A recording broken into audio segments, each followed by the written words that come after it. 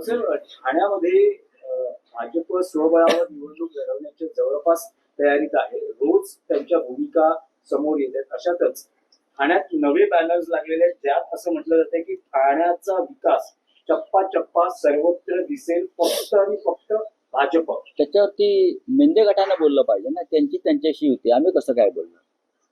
आम्ही आणि मनसे ठाण्यामध्ये लढणार आणि सत्तेवर येणार.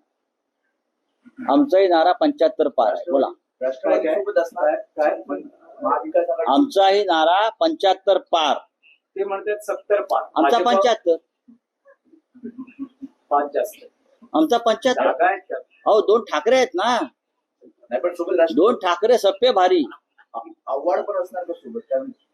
बघा, ह्याच्यावर चर्चा होत राहील. हा सोबत आहे का, तो सोबत आहे का.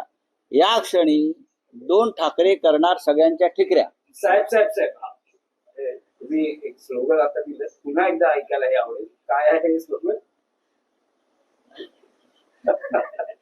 तुम्हाला आवडलं ना स्लोगन, मराठी माणूस म्हणून? प्रत्येक मराठी माणसाला आम्ही 5 जागा जास्तच मिळवू. 2 ठाकरे काय करणार? 2 ठाकरे काय करणार? सगळ्यांच्या ठिकऱ्या उडवणार. तुम्ही म्हणाला ठाण्यात 75, तर मुंबईत किती? पहा ना तुम्ही. बघा, यांचा सगळा खेळ आता संपत आलेला आहे. विधानसभेतला, लोकसभेत लोक फार जागरूक झाले. रस्त्यावर उतरू आम्ही. लक्षात सांगतो, 2 ठाकऱ्यांनी ठरवलं तर रस्ते बंद होतील मुंबईचे. निवडणूक आयोगाला याची कल्पना आहे, म्हणून निवडणूक आयोगानं प्रकरण केंद्राकडे पाठवलंय.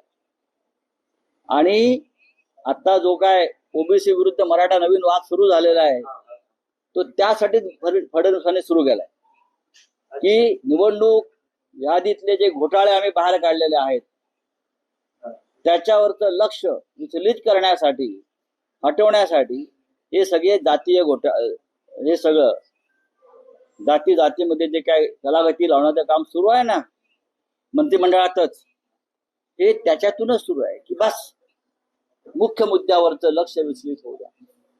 बाकी हे सगळं ही पेशवाई आहे एक प्रकारची. पेशवाईमध्ये असंच चालत होतं सगळं.